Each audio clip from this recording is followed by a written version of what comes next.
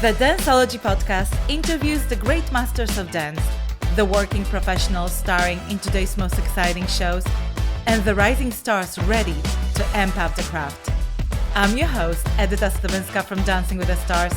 Join me as I dive into the world of dance, uncovering unique stories and the fascinating personalities of industry professionals on Danceology.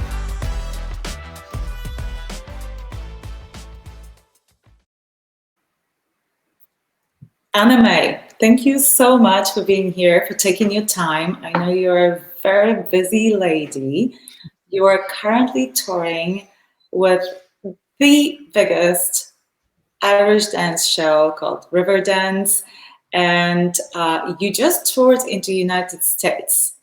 And I've seen your posts on Instagram. You've been to Radio City Music Hall. You've performed at Radio City Music Hall, which must have been a treat. You have appeared on Good Morning America. Tell me about these experiences of past few weeks, the highlights. What was your favorite venue? What was your favorite audience? Well, thank you, Edyta, for having me. I'm very grateful to be here today. Touring America this past few months has been phenomenal. We absolutely love touring in America. Like you mentioned, Radio City Music Hall was one of the highlights of my career, I would say. We were here back in 2020. So to get to perform on that stage again just was a moment I will never forget.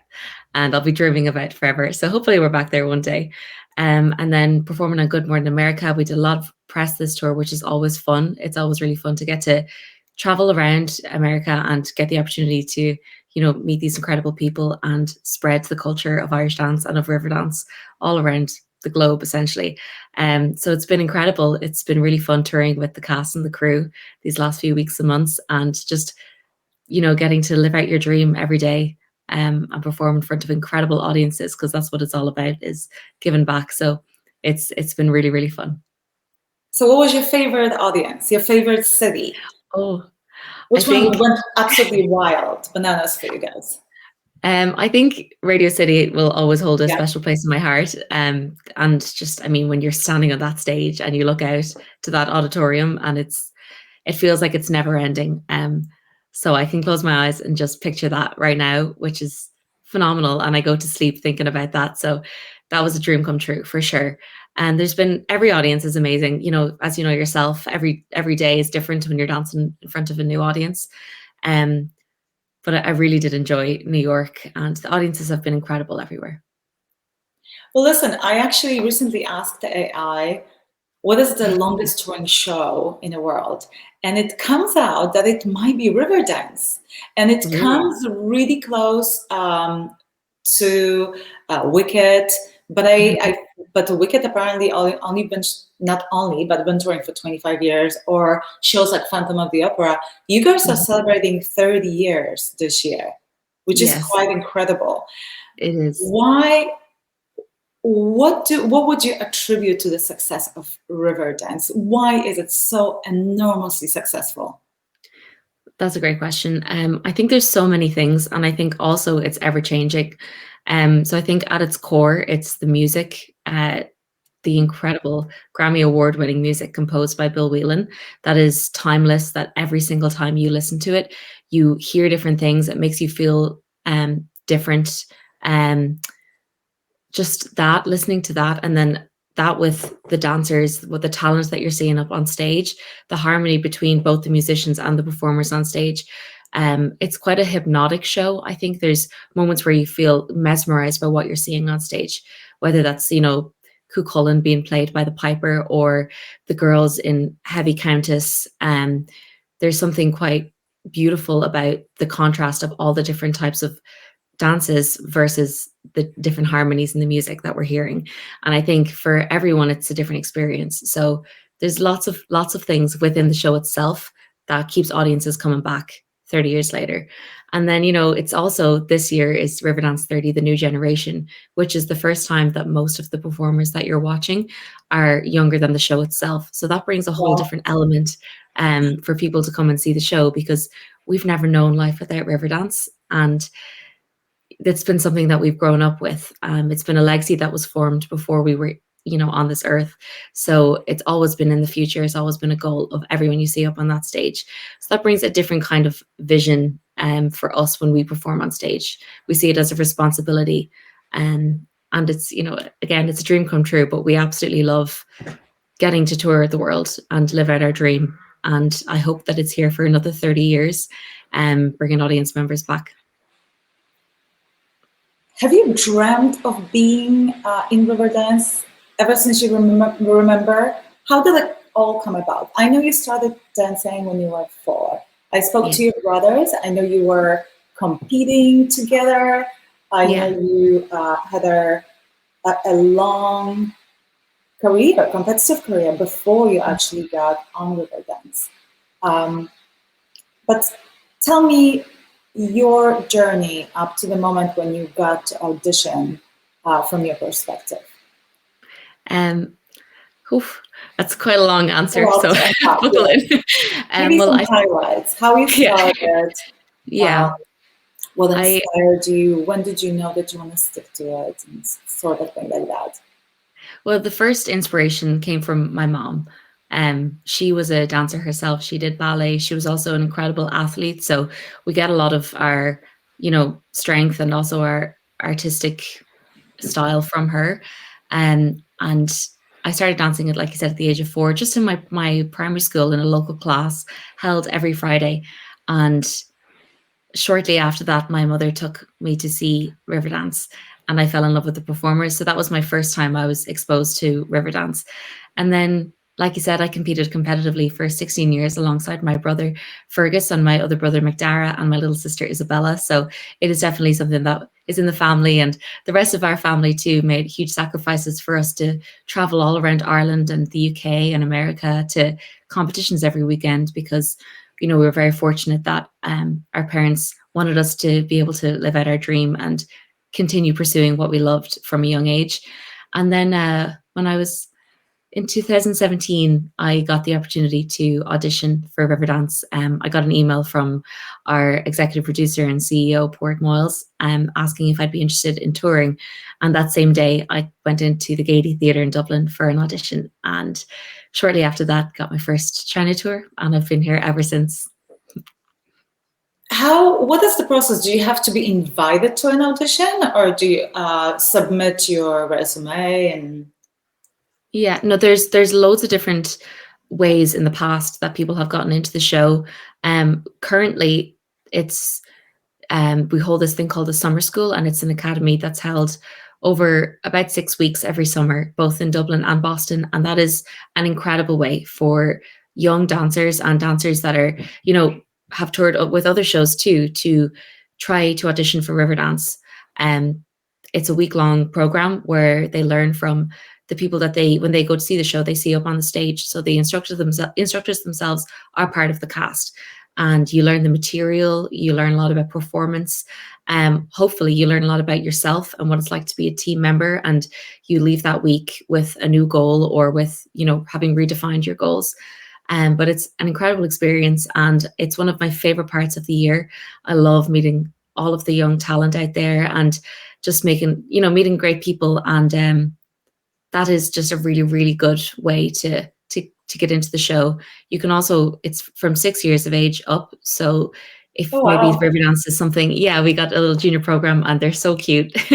But in years to come, if Riverdance is something that they want to pursue, then they will have learned the material and learned maybe what it's like to hopefully be part of a team. And if that's like an environment that they can fit into and grow. Mm-hmm. It's almost like a training ground. You mentioned your mom. Yes. In one of the interviews, I read that your mom, when you were watching the show and you were little, she pointed to the stage and she said, one day you're going to be on that stage. Is that true? Is that a myth? No, it's not. Well, what I've heard happened was I was dancing in the aisle, or I was up dancing out of my seat, and the woman that was next to us looked at me, and I said to my mom about how much I was enjoying it, and my mom said, "Oh, wait till you see, she'll be up there one day." So that's just a very full circle moment that actually happened. And Yeah, that's it's for me, it feels like something out of a movie, but Right, right. it's a very I don't fully remember it, but apparently that's what happened. Well, a lot of people believe in projecting your goals and your dreams to the world, and and this is how you get to achieve these goals and live these dreams. It seems like your mom dreamt of this career for you.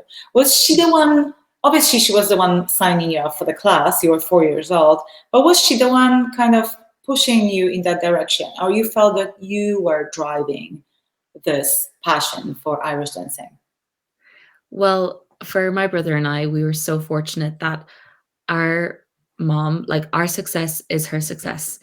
She drove us to classes and feshes for years and years and years. And um, because we absolutely loved doing it, then that became something that, over time we just continued to pursue. But it 100% we would not be here without her and without her push and her drive. And um, actually on this tour, she came out to New York City with my father, and they came to one of our press gigs with us, which was just a nice moment for to kind of show her like this is because of you, and we're here now because of you. So she gets to come see the show all the time, but that was just a different element that she might not have seen before and experienced. So that was really nice to be able to give back in some way.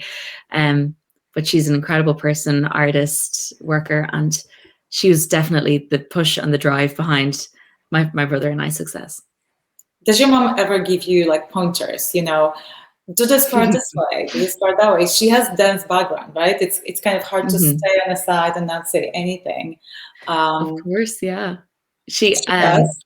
she Does does she? like she Does she give definitely you gives her opinion, and uh she loves style, and she growing up, going to competition, we loved picking out my dress for competition, because that's a whole process where you get to design a dress, and there is the look on stage as well as the talent. So that was an element too, because she's very artistic, where we really enjoyed that part of Irish dancing, and that's carried through into professional Irish dancing too. So I love when she comes to see the show, and the first thing I do when I come out is I ask her opinion. So yeah, Okay. it's really nice.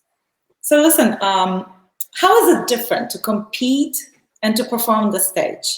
You do Mm. get your costumes from the costume designers. You don't get to choose them. So that's Yeah, that's for one.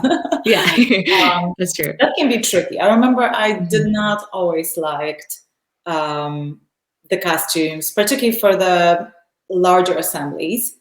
Mhm. We, as ballroom dancers, had a lot um, of our own input when it came to our solo dresses.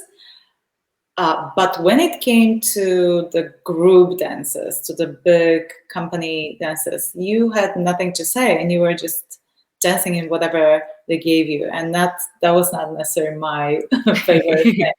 But apart from the costumes, tell me about this transition and this change between competitive and performing Yeah. dance. Well, like you said, first of all, I love ballroom dancing competitions. My mom and I, speaking of that, we have pulled so much inspiration from, like you. I used to be very envious that you guys get to, Dancing with the Stars, have a different costume every week. I used Right. to think that would be so fun. Right. But I do understand the element of not always like going out there feeling like you look how you would like to. And that takes a whole different kind of mental toll, where you have to just do your job. And Yeah. um yeah, I'm very fortunate in the show, whereas in the fact that I love all the costumes. Our costume designer Joan Bergen, she has added a few new costumes to this version of the show, Riverdance 30, and they're beautiful. They're really, really nice. But from competition and shows, it's very different. I'm sure you know yourself. Yeah. You know, growing up, I was taught to stand out in competition. You're could be in a competition or a fesh with 100 plus different dancers, and Yeah. those judges, you could be the third hundredth slip jig that they're seeing that day. So you have to kind of, you work for years to, in those couple of minutes you have on stage, to be the person that they remember. And then after joining the show, it took me a while to learn the transition from that into becoming a team member and to blending in the background, to not stick out and to look as one so that the show is at its best.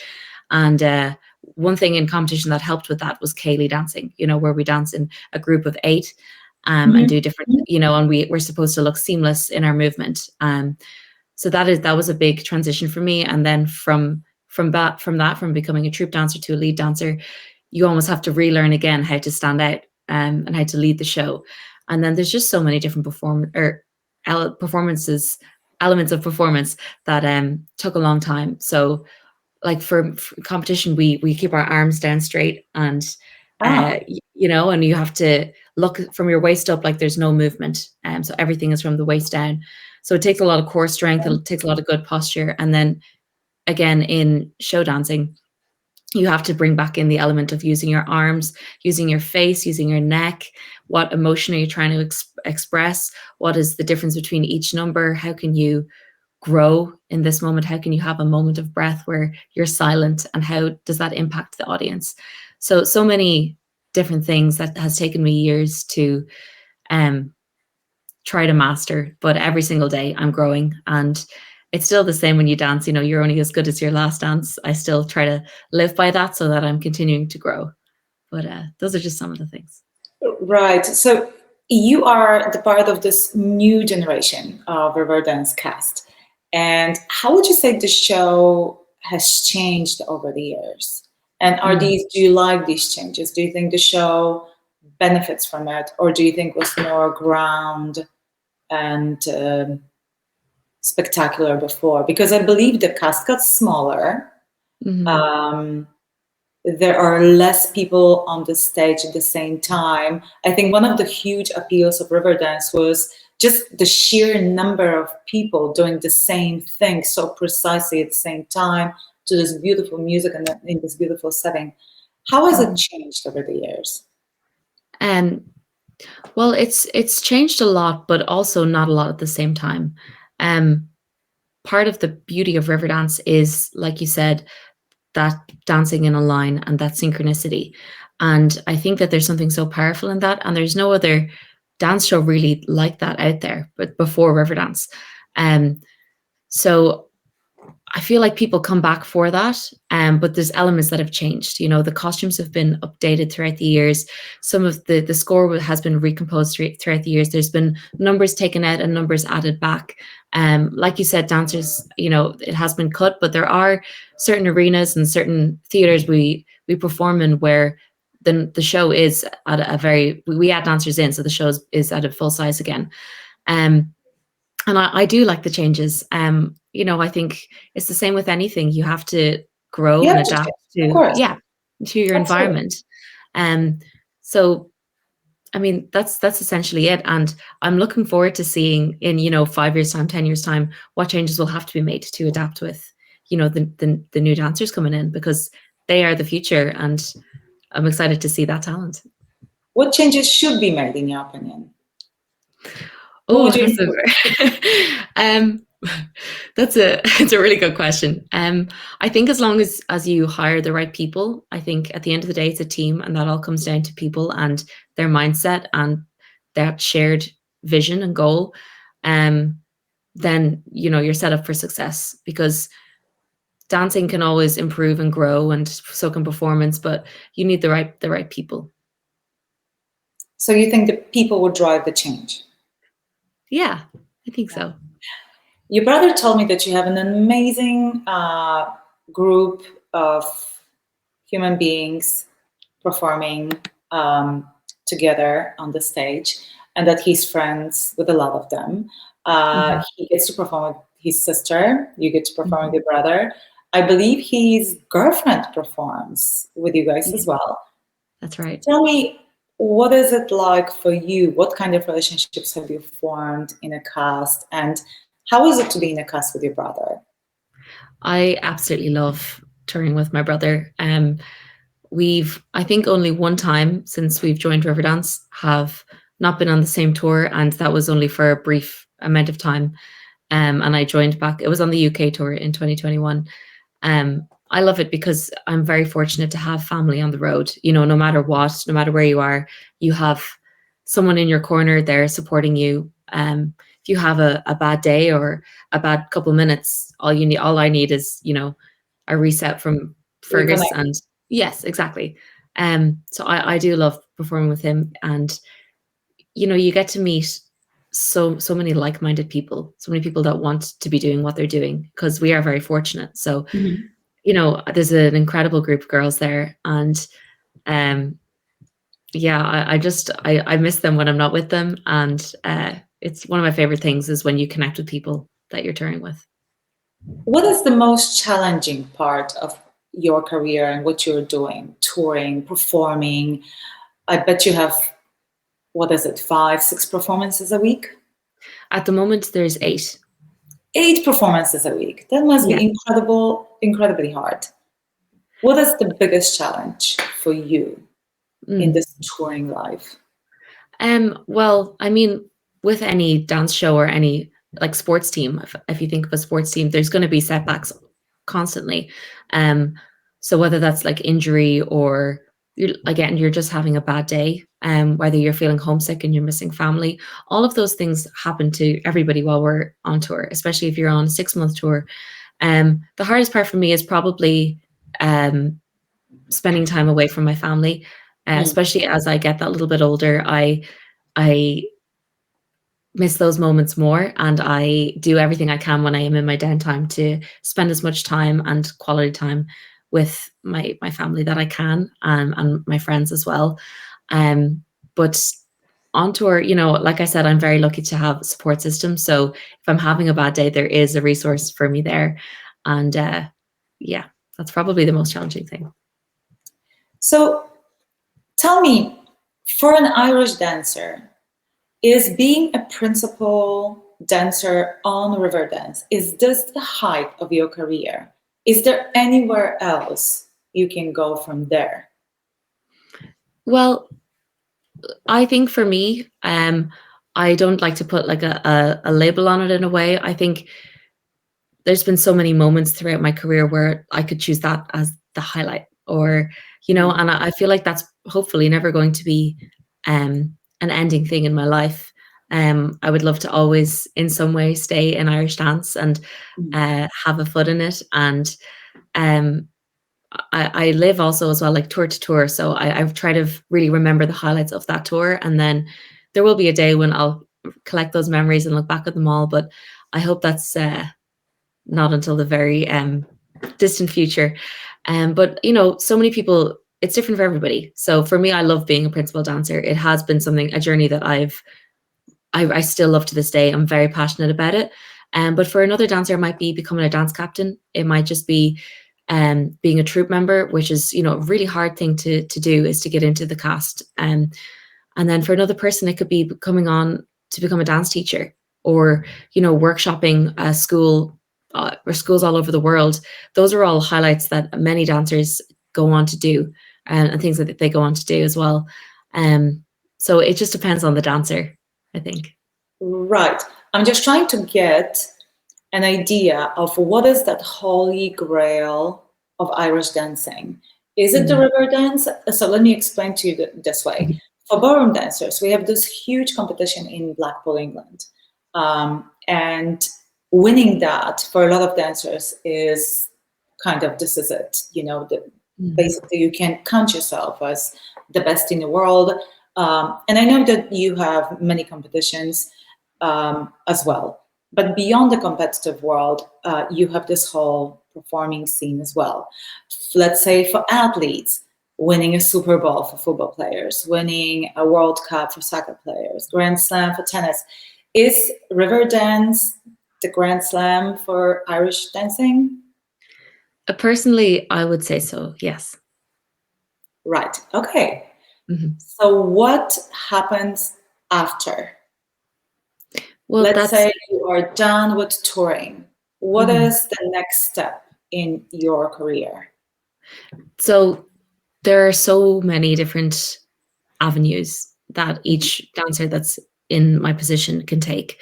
Many of them go on to do their dancing teachers. They get their qualification, and then they will teach, and then they might become a judge. That is a path that a lot of dancers that have been in river dance take. And a lot of just, The competitive judge. yes, Mhm. yes.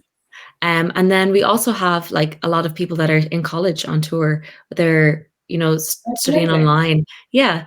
And we've got personal trainers. We've got people that have, I think, are accountants. We have a nurse right now. So people have other jobs too that they will go on to.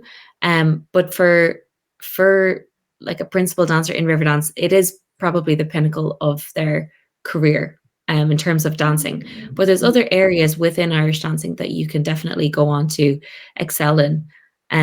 For me, I do a lot of work with the summer school program, and I really enjoy that aspect of it. And especially now we're in the months coming up to it, and I'm getting a little bit busier, and I love that because I love to see the students that arrive come back every year, because it means they're growing and you're growing with them. So it's an element of Irish dancing that I didn't know I could achieve until it happened. So I think that there's probably a lot of different avenues within Irish dancing too that, haven't been opened yet, or doors that haven't been opened.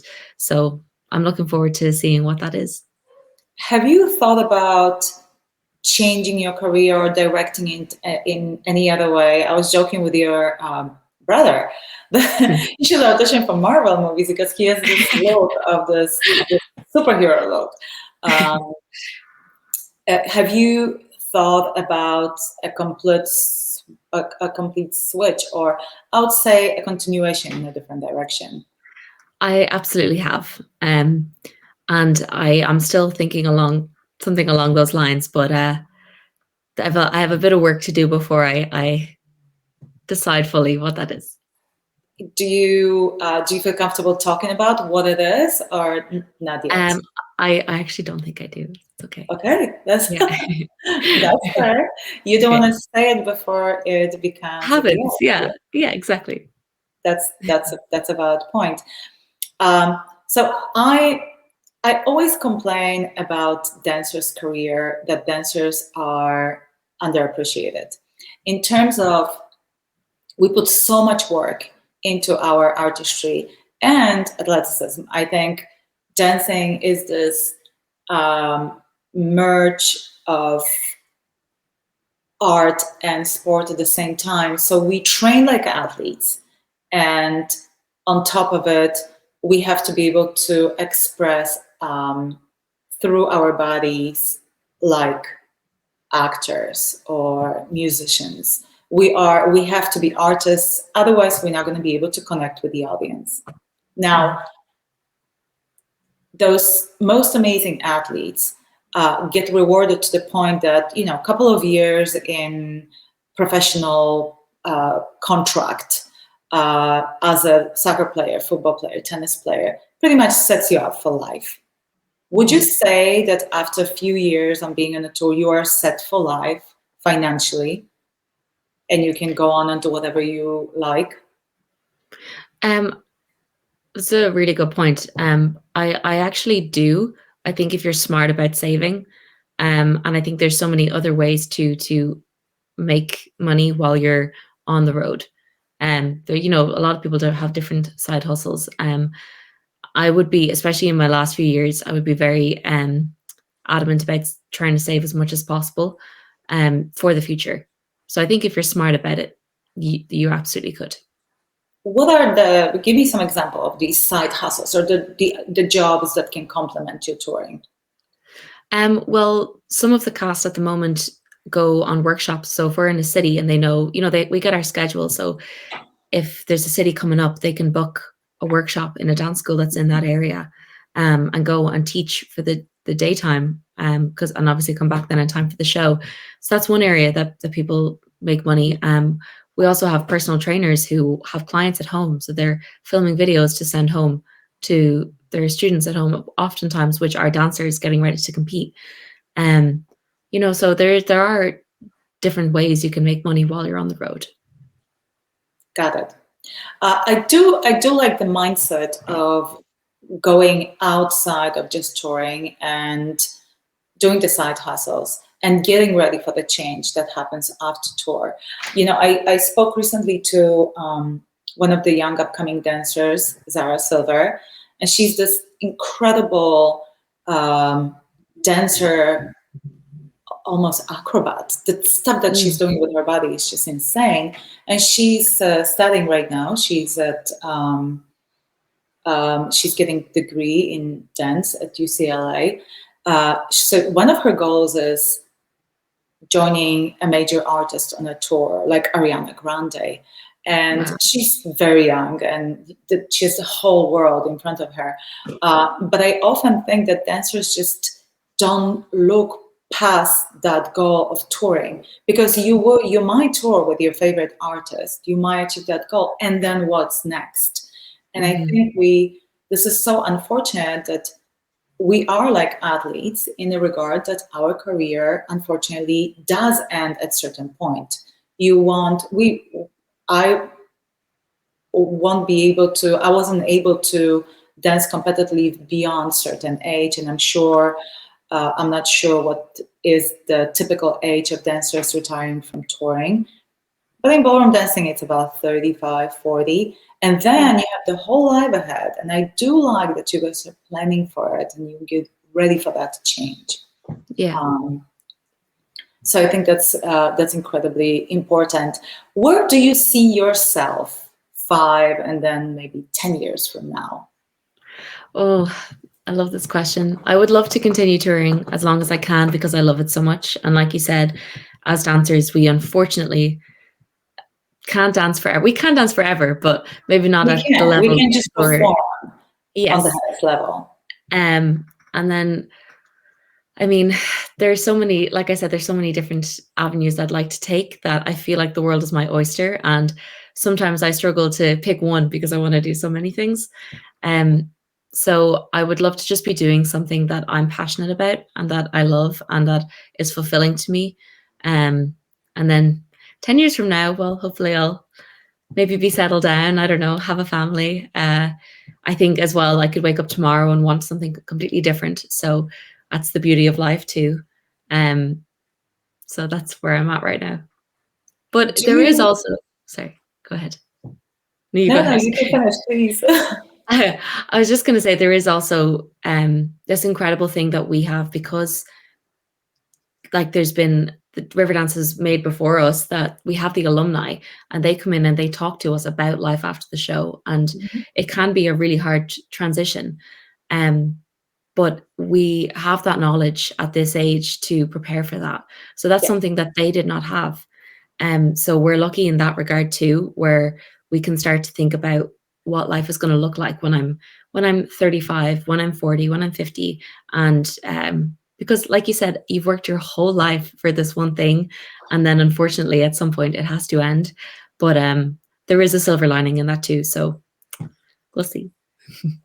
What are your passions besides dancing? What do you do in your free time? Um, I dance all the time. I have no free time. That's my passion.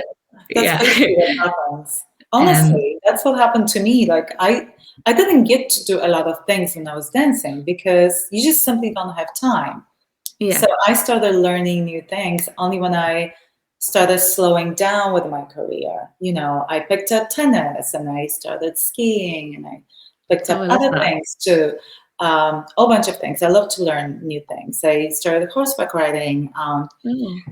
but it's true we don't get much time. But let's say you're on a tour. What do you do Mhm. in your free time? Well, a lot of tour we will spend traveling to the city that day. Okay. And then, but if we do have our mornings off, like a lot of the girls, myself included, will try find a Pilates class or go to like a gym there or something like that. And we love like It's coffee still all dates. about dancing. It's, I know it is. It is. I mean, I love anything that's creative, anything to do with the arts. I love like film. Um, I love acting so much. I, get inspiration from my brother all the time. Two of my brothers are involved in, the acting and entertainment industry too. So, um, there's so many things I'm passionate about. That being one of them for sure. And anything like in theaters, any music, live performances, I love. And if I get the opportunity to go and see a show, I will. So I'd like to always be in the entertainment industry in some way. bit like yourself, like maybe I'll be hosting a podcast. I don't know. You absolutely could. You have beautiful, beautiful face, Oh, and thank you're you. very well spoken. I think you could do literally, like you said, anything you put your mind to. Thank you. So I'm very excited to see what you're going to come up with in the future. Listen, you mentioned settling down. You've Yeah. traveled the world. You've seen so many different places. Mhm. Where do you see yourself settling down? Are you planning to go back home? Are you like other places? Um, these are really hard questions.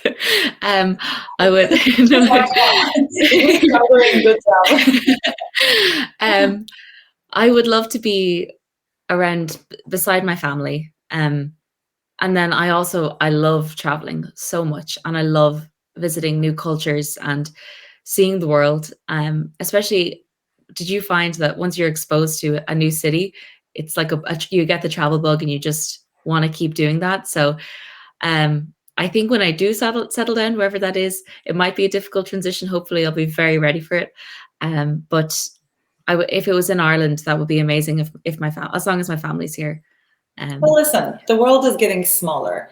Like, who knows? Soon we who might knows? have the space shuttle traveling not to the moon, but just across the globe and getting you from US to China in 2 hours. Who That's knows? so true. We're in West Palm Beach at the beginning of or near the beginning of this tour, and I fell in love with that area, and the weather was incredible. So I left it saying, "Oh, I'm going to live here one day." So maybe I'll be Yeah. back. Well, what? Okay. Because it's almost like your life your wishes are fulfilled. So, so far, it is a Hopefully. great area. I do love it too. It gets hot, but Yeah. it's so worth it. Mhm. Um, so, what is, let's say, looking not only forward, but as of right now, what is your definition of success? I always ask that Mm. my guests because I want my audience to understand that success does not have to be measured by one criteria. It's not necessary for everyone has to be the wealth that they accumulate or success in their career. For a lot of people, success means having a peaceful family life, just living healthy life close to nature. My definition of success has changed over the years as I progressed in my career and in my life. What is it Mm. for you now? Um, that's a really good question. Can I ask what it is for you before I answer? For me, it is, well, I had some health struggles recently, so I got to appreciate the little things in life and prioritize a lot more. You tend to take a lot of things for granted when you are younger. So it's definitely just my definition of success is to be able to do what you love, to never feel like you work, which I am extremely lucky to say I was able to achieve. I've never had the 9 to 5 job. I never felt like I worked a day in my life. I can't say I didn't work hard, but it never felt like work. It felt Mm. that work was always put into getting closer to the goal that I wanted to achieve. And therefore, it didn't feel like a burden. I was always motivated to do it because um, it's just so hard to explain. Because it was just part of my overall goal. So I feel like the definition of success would be doing something you love, being able to do it. At the same time, obviously, hopefully, whatever you do would sustain your living, and and being able to be close and enjoy that life with people you love and feel close to. So my struggle is that I am here in California and I do have my own family now, which made things easier. But for decades, my whole family that I considered my closest family was back in Poland, thousands of miles away. Yeah. Um, so that was my struggle. And that is something that I will always feel like that area of my life needs improvement, and I go back to Poland as much as I can, but you just can't replace it. Yeah. But as I said, I have my new crew right now with my two little kids, and we spend a lot of time together, and we do a lot of things. And the thing that I enjoy most is doing things with them. So, so that's basically it. So go on. Now your turn. Well, that's hard to follow. That was beautiful. I think for me, success, as long as it's not, how do I put this? I don't want to be defined by my success. As long as I'm not letting what I'm putting all my priorities in define me, then I'm succeeding. Because I think that can be too much sometimes, and it can overtake your whole being, and that's when your priorities get shifted. So, like, very similar to you, I think as long as you are doing something you're passionate about and that doesn't feel like work, and you're surrounding yourself with people that you are helping you grow and not the opposite, that's success. And it's like, what's being rich? If you have your family around you that you love, then you're rich. So success is quite similar in that regard, I think. Yeah, definitely. And I think what I found difficult as I was transitioning from my competitive or as a performer into the different part of life is finding that other thing that you're passionate about. And I think if you manage to start looking and searching for it while you are still dancing, that's an ideal to make that transition easier, because it's so easy to say, I'm so sorry, something popped out on my screen. Because it's so easy to say, to be able to do what you love. And I feel that I got so lucky that I got to do it and I got to make a living out of it. But in theory, it is so difficult for other people to accomplish that, to find that one thing, or not one, to transition from one thing to another that you will feel passionate about.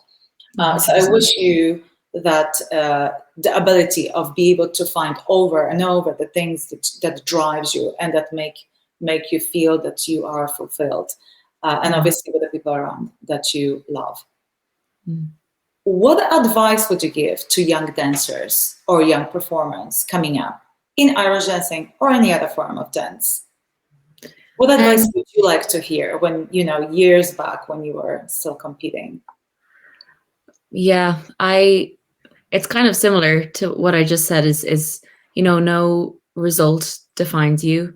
Not that I believe that it defined me as a person or a dancer, but just like, take a breath. Everything is going to work out. It's going to be okay.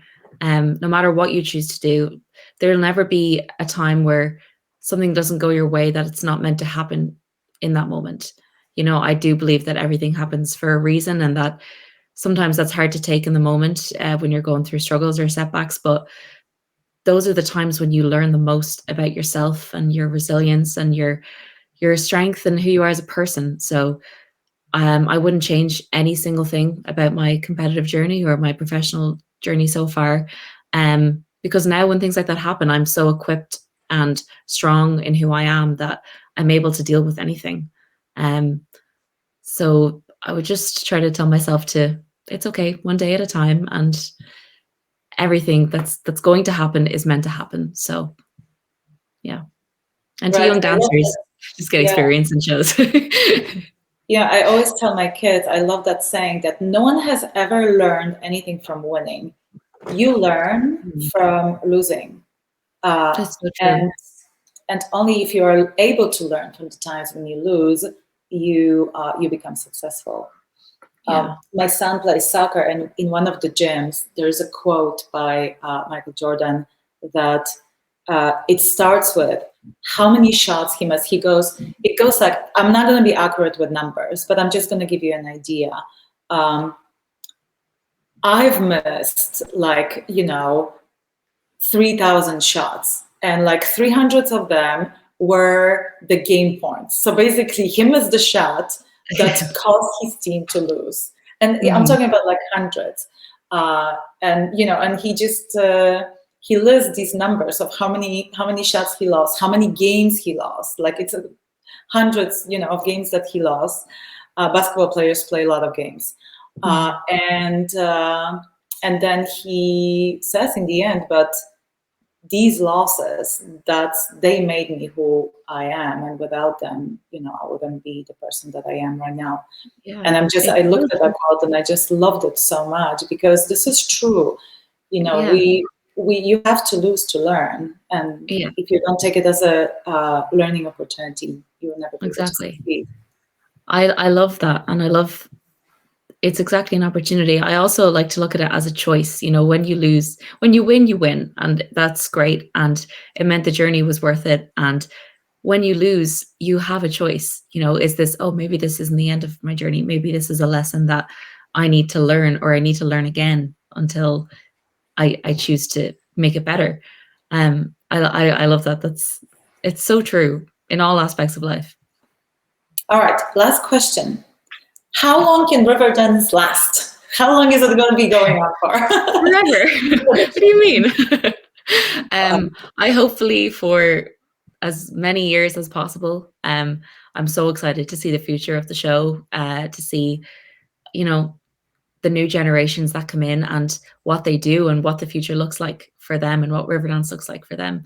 I hope to be able to one day, take my grandkids to see the show, that it lasts that long. So, yeah. I just thought about it.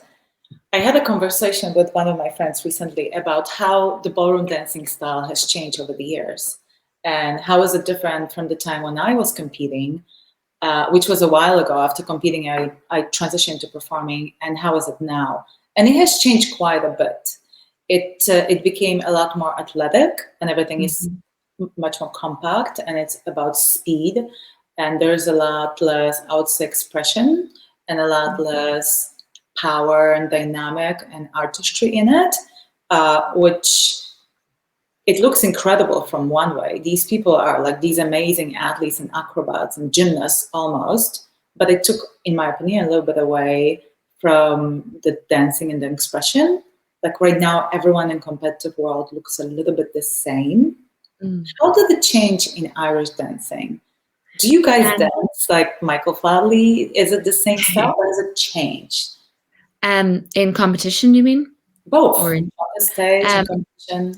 I think in the show, it's ever evolving with the times. So I think it's at its core quite similar, but like you said, they're in Irish dancing competitively, everyone has become a lot more athletic, and the dancers, even from such a young age, are so strong and so flexible and so sharp with their movement, that they're now who is coming into the show. So all of that is also coming into the show. So it's just changing with the evolution of Irish dancing. But I do agree that sometimes it can take away from the artistry to an extent. Not always, but I would hope that it would never get to the point where we would look like clones dancing alongside each other in competition, at least. Because you can choose your arms, right? Yes, but the dancers out there nowadays, they're wonderful. They're so strong. Incredible. They're incredible. Yeah. Absolutely incredible. Is there anything you would like to share with our audience? Anything that is coming up for you, or also how can we find you on social media? I think I would just like to say thank you for having me. And Fergus spoke wonderful things about when he talked to you in the past. So I was very much looking forward to this, and I'm just very delighted to be on. So thank you very much. Well, thank you. Are you on Instagram, Anna Mai Fitzpatrick, or is it short? It's okay. If they want to look up, they can find it somehow. They will find you. If they want to find you, they will find you. Yeah. Well, listen, I think both of you, you and your brother, are absolutely terrific. Your mom must be so incredibly proud. Now looking at it from a mom's perspective, I have 2 children.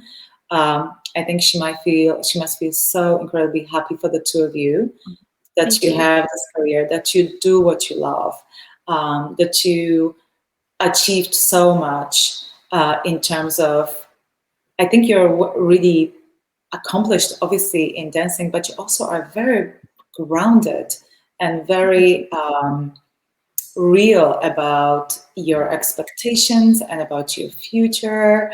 I really like your philosophy. I really like the way you think and how you are preparing yourself for the change and for what's coming up. So I wish you absolutely the best. I can't wait to see what else you're going to be coming up. And just like your brother, I would love to see you both on the big screen. I think Thank I'm you. That's looking very at your kind. face, and you are just such a darling. I Oh, mean, thank you. I can't like you've got it all. You should Thank you. really, really absolutely go for it. Thank you for your words. They're so kind. Thank you very much. Well, you have the amazing rest of the tour, and Thank you. if you're coming into my neck of the woods, I'll definitely be there to watch you guys on the stage. Absolutely. Thank you for having me.